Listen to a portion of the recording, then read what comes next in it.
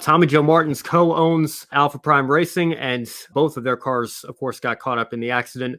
He was not very happy on Twitter, saying absolutely on purpose, tagging Kelly Earnhardt and Dale Earnhardt Jr., saying, I'm sure you're embarrassed to even be associated with that. Hard racing and bumping a guy back, I get, but that kind of stuff can hurt someone.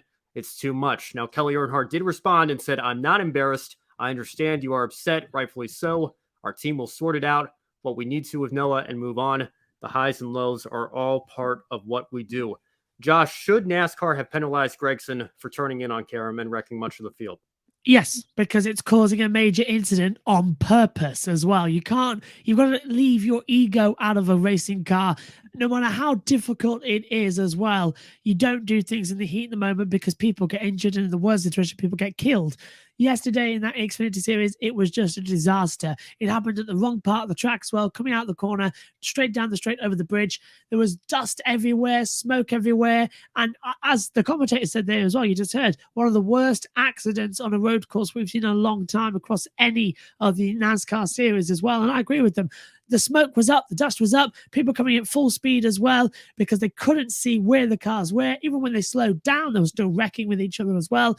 That is worthy of a ban, an event ban, as we keep saying as well, because that's a deliberate contact, monetary fine, ban, and as well making him also the team maybe pay for all the repairs as a punishment, because that was on purpose, it was deliberate, and it was ridiculous. And we saw as well Brown struggle to get out of the car for long periods of time, as we were talking about just before we came on air as well. And the safety teams weren't around there for much of it as well. They struggled to get there as well because the track was such a mess and they were too slow, and it's just ridiculous. Just ban him for a race, teach him a lesson, and then just leave your ego off the track. It's harder said than done.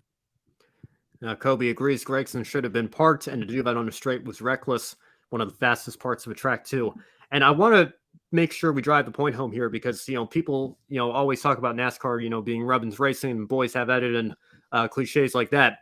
It's not unprecedented at all for NASCAR to put their foot down for incidents that are bad enough and blatant enough, and actually take action and suspend a driver, or at the very least park that driver for the remainder of the race.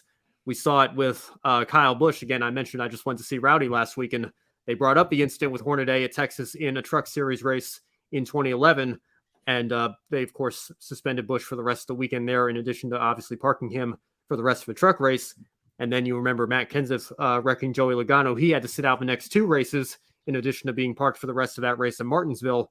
And that happened when Logano was leading the race and leading the playoffs, and really ruined the rest of his season there. So, like I said, it's not unprecedented. And in those instances, at the bare minimum, you could make the argument Kenseth only wrecked the one guy that he was intending to wreck. Kyle Busch only wrecked the one guy that he was intending to wreck there. Gragson drove straight on into the driver that he was intending to wreck, and then destroyed half a dozen cars at minimum in the process at a very dangerous part of a track. So for NASCAR to not take any action in the middle of the race, I did hear that they called him over to the hauler after the race and had a discussion with him.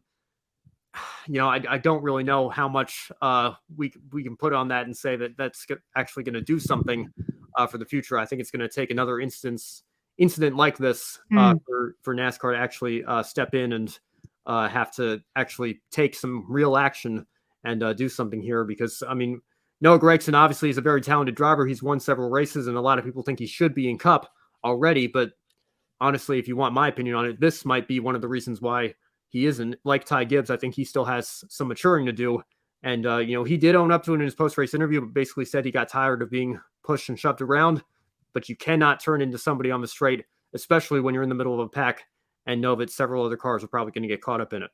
Yeah, it's dangerous. It's reckless as well. And if imagine if he did it on an oval, that was a road course. It was bad enough. If he does it on an oval, for goodness sake, then we talk about the big one, but that could be a huge one as well. And it's ridiculous. It's stupid. And NASCAR probably pulled him in and said, "You're a very naughty boy, but we got some great viewership on the telly, on the USA Network. So well done, but don't do it again." Or the clown attitude they seem to be taking at the moment, as well with the directions of racing. So Yeah, I think they need to ban him for a race and teach him some lessons out there as well. I think the team need to own up and say, look, that's not bad. From what we just see with Kelly Earnhardt there as well, I think that was a bit of a harsh reaction to, I think, what was a very valid point.